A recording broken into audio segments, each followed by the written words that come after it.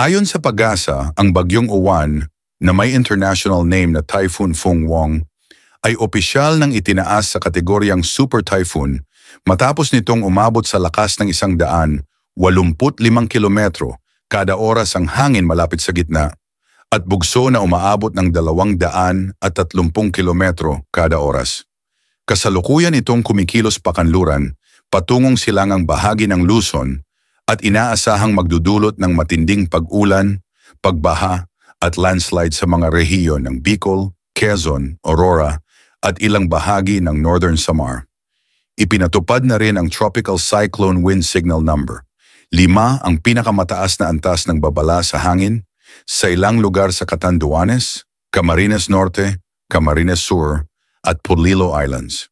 Dahil dito, ipinag-utos ng mga lokal na pamahalaan ang sapilitang evacuation sa mga mababang lugar at coastal communities. Bukod sa malakas na ulan, nagbabala rin ang pag-asa sa posibilidad ng storm surge o biglaang pagtaas ng tubig dagat na maaaring umabot ng hanggang 3 metro sa mga baybaying bayan. Suspendido na ang mga biyahe sa dagat at kanselado rin ang ilang domestic flights dahil sa masamang panahon. Para sa akin, hindi maganda yung nangyayari. Kasi kitang-kita kung gaano kalakas si Uwan at parang bumabalik yung alaala ng mga matitinding bagyo na tumama sa atin dati, gaya ng Yolanda. Opinyon ko lang ito ha, pero mali sa paningin ko kung minsan parang nagiging kampante pa rin ang ilan kahit may babala na. Para sa akin, mas okay na mag-over-prepare kaysa magsisi sa huli. Hindi dapat baliwalain ang storm surge warning, lalo na kung malapit ka sa dagat kasi minsan hindi hangin ang pumapatay, kundi yung biglaang pagtaas ng tubig. Kaya kung ako tatanungin, dapat seryosohin ng lahat tong sitwasyong to at makinig sa mga abiso ng lokal na pamahalaan at ng pag-asa. Maiba naman tayo, mahigit 6,000 pasahero stranded sa mga pantalan dahil sa bagyong Uwan. Mahigit 6,600 pasahero ang stranded sa iba't ibang pantalan sa bansa dahil sa Super Typhoon Uwan. Ibig sabihin, lahat ng biyahe sa dagat tulad ng mga barko, ferry at maliliit na bangka ay ipinagbawal muna ng Philippine Coast Guard para maiwasan ang aksidente habang malakas pa ang bagyo. Ayon sa ulat ng PCG hanggang alas 4 ng umaga ngayong Linggo, Nobyembre 9, ito ang bilang ng mga naipit na pasahero. Pinakamarami sa Bicol Region, 2,575 passengers Eastern Visayas, 937 Southern Tagalog, 843 Western Visayas, 739 Central Visayas, 662 Northern Mindanao, 549 Southern Visayas, 210 Central Luzon, 76 Northeastern Mindanao, 16. Bukod sa mga pasahero, maraming barko at cargo trucks din ang hindi makaalis. 83 vessels, 22 motorbangkas, 3,100 at 61 rolling cargoes, ito yung mga truck, o sasakyang sinasakay sa barko. Samantala, 408 vessels at 304 na motorbangkas ang pansamantalang sumisilong muna sa mga pantalan para makaiwas sa panganib ng malakas na alon. Ayon sa pag-asa, si Super Typhoon Uwan ay huling namataan 125 kilometro silangan-hilagang silangan ng Virac, Catanduanes. Patuloy pa rin ang malalakas na hangin at ulan, kaya nakataas pa rin ang storm signals sa malaking bahagi ng bansa. Para sa akin, tama lang yung ginawa ng Coast Guard na ipatigil muna ang mga biyahe.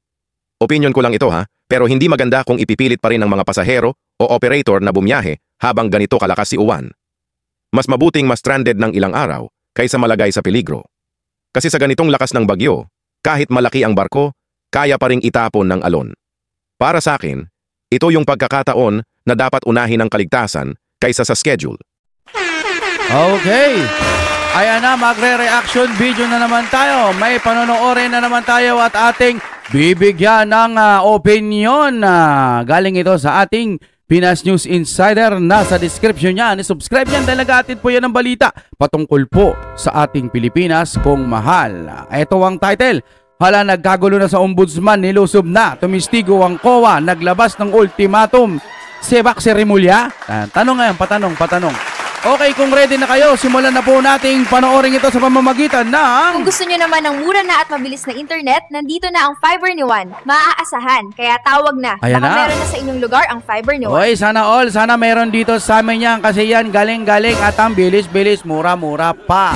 Okay, i-play na natin. Ito ang mga balitang trending at pinag-uusapan ngayon sa mundo ng social media na dapat malaman ng taong bayan na pilit iniiba at ayaw di umanong ipalabas ng bayarang media sa publiko. Yeah. Pero bago natin simulan ang balita ngayon sa mundo ng politika sa Pilipinas, kung ikaw ay bago pa lamang sa aming channel, ay please huwag kalimutang mag-like, subscribe at i-click ang notification bell para palagi kang updated sa lahat pa ng bagong video na i-upload namin. At eto na nga mga kababayan, kahit anong ngarong pilit nyong siraan at halos taplakan ng lupa ang Vice President na si Sara Duterte, ay sadyang nanaig pa rin ang katotohanan laban sa kasinungalingan. Matapos ang halatadong galawan ni Boyeng Rimulya at tila tinira kagad ang confidential fund ni Vice President Sara Duterte. Hanggang ngayon, hindi pa rin ba sila nakaka-move on doon sa confidential na ilang beses lang pinaliwanag na walang masamang tinapay? Hanggang ngayon, nandoon pa rin sila. Bagyo-bagyo na. At tila questionableng pagkakatalaga nito bilang ombudsman para lang di umano pabagsakin ang mga Duterte at para umano ipakulong at gawa ng samut-saring kaso ang Vice President na si Sara Duterte. Ito'y ayon sa matinding revelasyon ng President sister na si Senator Amy Marcos. Di man raw pinangalanan, ngunit tatapwat na sa pulito ng katotohanan at kahiyan dahil Commission on Audit naglabas ng report at tila binasag ang katotohanan matapos patunayan na unqualified report o malinis pa rin ang track record magpasa hanggang ngayon ng Office of the Vice President sa pamumuno ni Vice President Sara Duterte. O tapos, sinabi na ng COA na malinis si VP Sara, ngayon sasabihin niya kasabwat po yung COA. Yan. O kaya yung COA pipilitin na sabihin dapat ng COA na may anomalya dun po sa budget ni VP Sara. Yan, yung mga kasunod dyan. Tapos, palalimin pa natin. Ang susunod dyan, imbestigahan ng Davao City. Ganyan naman umiikot no? Yung mga pagbaha ngayon, tsaka sa Cebu, yung nangyari, mas latest na naman ito, kailangan imbestigahan yung Davao City.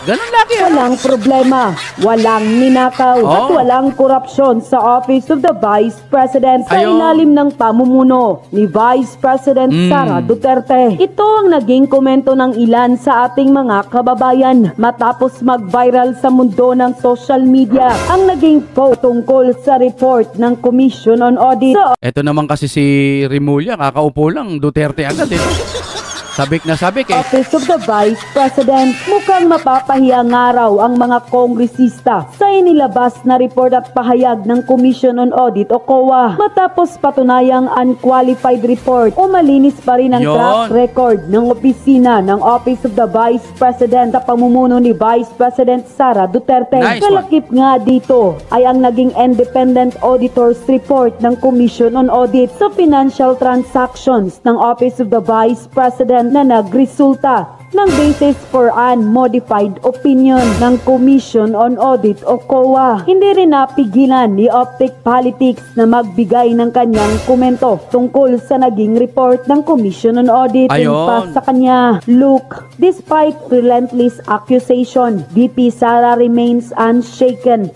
The Commission on Audit COA recently issued an unqualified opinion. Alam nyo, kapag matino ang isang tao, mahirap hanapan ng butas yan.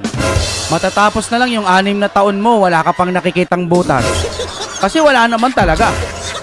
Imbis na asikasuhin nyo, yung Davao City, kaka-imbestiga ninyo, bakit di nyo asikasuhin ngayon yung bagyo? Baka i-demanda na yung bagyo Hindi.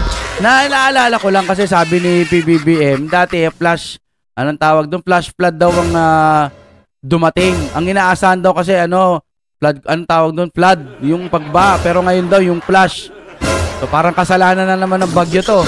Wala na naman siyang alam, no? Confirming the integrity of office of the Vice President financial transactions with proof beyond reasonable doubt no impeachable offense exists, only political noise. Unquote. Tila Political noise. politika lang umano lahat ng mga kontrobersiyang binabato sa Office of the Vice President Yes. at tila tiyak rin daw ang kahiya na aabutin ni bagong ombudsman at ang tila questionableng pagka-ombudsman ni Boyeng Rimulya matapos ang halatadong galawan nito na tila masyadong obvious na para lang pabagsakin ng Vice President na si Sara Duterte. Yeah. Dahil sa unang araw pa lamang nito sa pagka-ombudsman ay tinira na agad ang confidential fund ng Vice President na si Sara Duterte. Di ba? Yun agad ang inuna.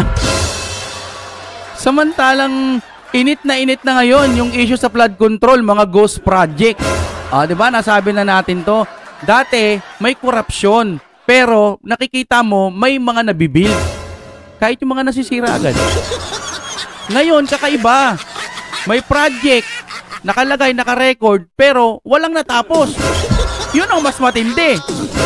Na akala nila, dahil sa kabubuan nila, akala nila hindi malalaman ng taong bayan. Hanggat nandiyan ang mga tiwali sa tingin ko, patuloy pong magpa-fact check itong Bagyo. Tsaka mga sakuna. Diyos na po ang bahala sa lahat. At tila puro lang pang-atake sa mga Duterte. Ang Yes. di umano'y totoong pakay nito. Kaya tuloy tila sobrang mapapahiya lang si Boyeng Rimulya dahil sumagot na. At mismo ang Commission on Audit o COA ang tila tahasang naglabas ng mga report na malinis at walang maling paggastos ang Vice President Sara Duterte. Ngayon nga ang problema. Kahit sabihing malinis, sasabihin yan, yung COA may anomalya. Baka ganun, no, ha? Wala kaya-kaya nilang baligtarin ngayon basta nasa kanila ang kapangyarihan. Office of the Vice President. Dineklara naman ng Commission on Audit o COA na walang irregularidad sa paggasto sa pondo ng Office of the Vice President noong 2024. Oy, salamat po, Madam Soto. Etong Sotong gusto ko. No?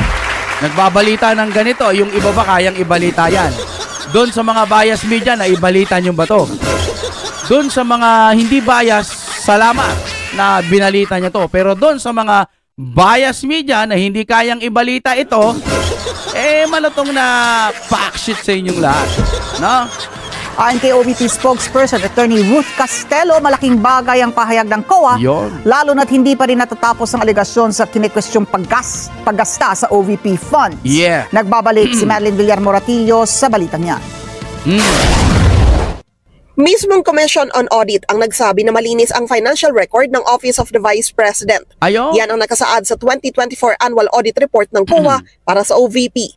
Ang unmodified opinion ay ibinibigay ng State Auditor kung nakita at napatunayang maayos ang financial statements ng isang ahensya ng pamahalaan kagaya ng OVP. Ini-issue po ito, yung modified opinion, pagka sinabi ng auditor na based on the audit evidence that they presented, hindi ko ma-determine as an auditor kung yung financial statements ba niya ay walang material misstatement. Sabi ni Attorney Ruth Castelo, tagapagsalita ng OVP, mula pa noong 2022, unmodified opinion ang palaging nakukuha nila sa COA. Ibig sabihin, yung budget po for 2024 ay maayos na nagastos ng opisina. Wala pong nakita ang audit na naging problema doon sa compliance nila doon. Malaking bagay. Tapos bukod pa nun, bakit hindi nyo rin paimbestigahan yung sa presidente? At sa iba pang merong confidential fund. Di ba? Bakit si Sara Duterte lang lagi? Laging si VP Sara Duterte. Pwede naman din ipaimbestigahan yung iba. Bakit si VP Sara lang lagi? Tanong lang bakit si VP Sara lagi? Pukul na kayo ng pukul, pero hindi nyo pa rin mapabagsak. Nakakaya, puro lalaki kayo.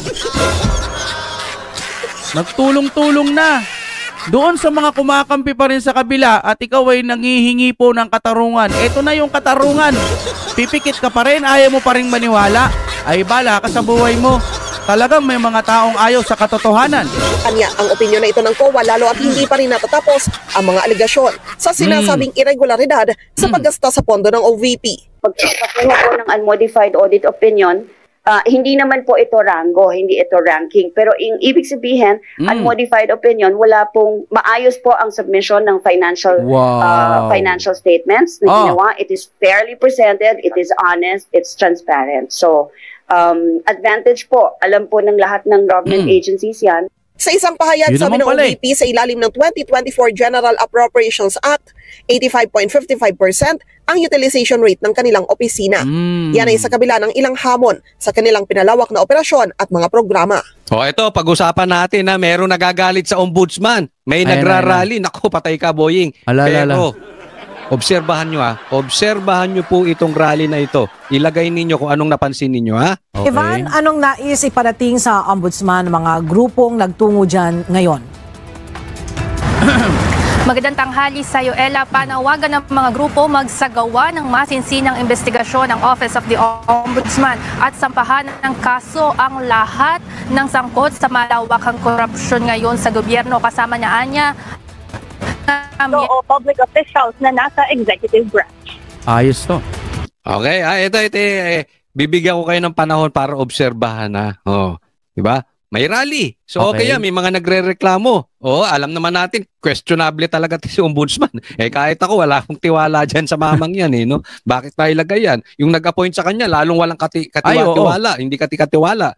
Eto. Pero mapapansin nyo, sige, lagay nyo, wag nyo kalimutan kasi pinananagot. Baka teka muna, walang so far so good, di ba?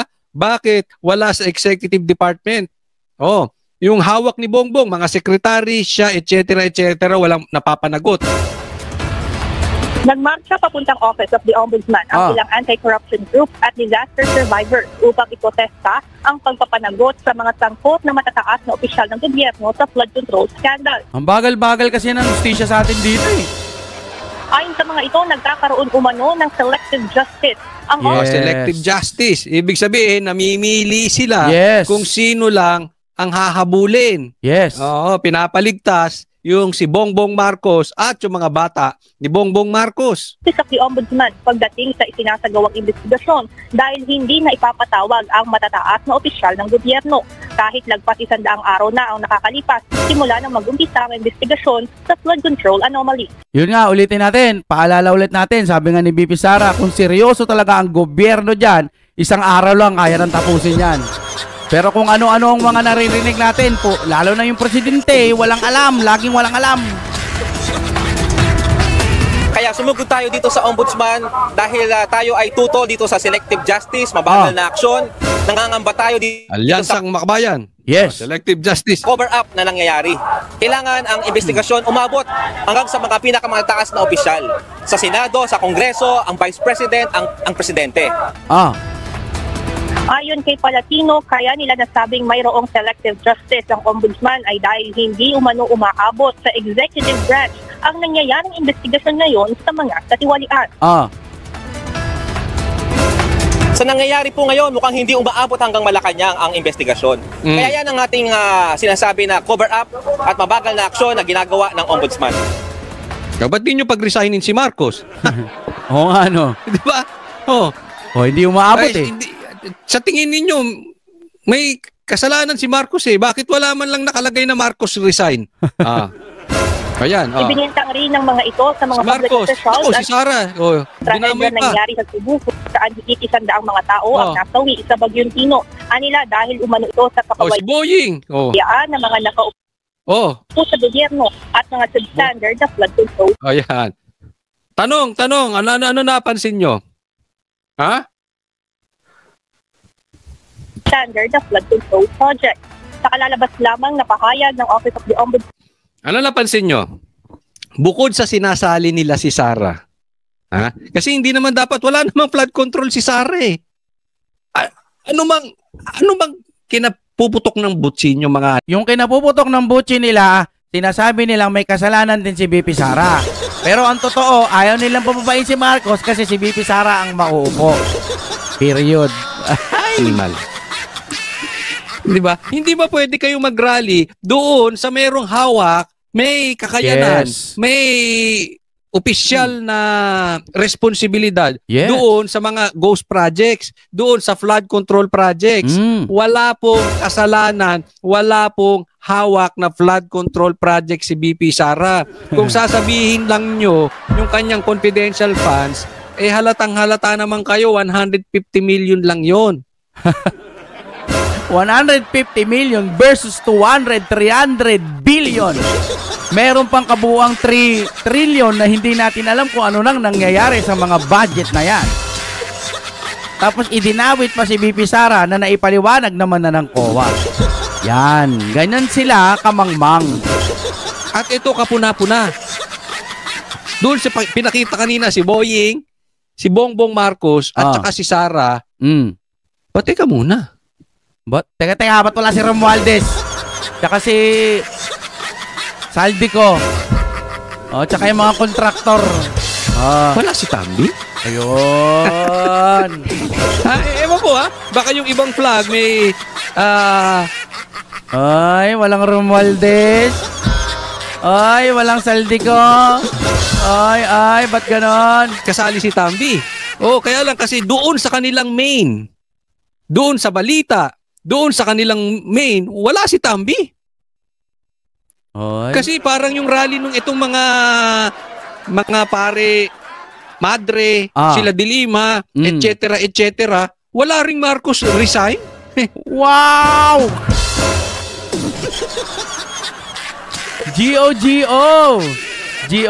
G-O pala, no? Wow! Takot sila na maupo si BP Sara. Kahit alam na nilang may kasalanan, etong si Presidente, wala man lang Marcos resign. Parang medyo nakakapagtaka yun Oo. Meron, mangilan-ngilan kami. Si Ka Eric. Di ba? Sumisigaw ng Marcos resign. Yes. Pero yung karamihan, yung umakyat sa stage, hindi raw nila papanawagan yung Marcos resign. Wow! So okay lang sa inyo na meron kayong presidenteng laging walang alam. Ay, nako, tuloy na ho natin Parang ganito. Walang Tambi. Di ba? Kitang-kita naman. Itinuturo sa flood control projects, mga ghost projects, mga budget na biglang tumaas, yung mga insertions na biglang tumaas. Kasama si Tambi dyan. Ang pinipilit yung kasama si Sara. Di ba? Halatang-halata kayo. Pag binasa nyo, comment section na ito, puntahan nyo. Anong sinasabi? NPA yung mga yan, komunista yung mga yan. Di ba? Basahin nyo. Ito kasi ang sabi-sabi. Okay, tanong ko, kayo ba ay naniniwala dito? Pag ang rally iniiwas kay Tambi, NPA. Kasi ang leader daw ng NPA ngayon at komunista daw, di umano Di naman ako naniniwala. Ewan ko kayo, naniniwala ba kayo? Ang leader daw ng NPA ngayon ang pumalit na. Ang pinanser ng mga komunista. Si Tambi. Oh my God, we'll be back again.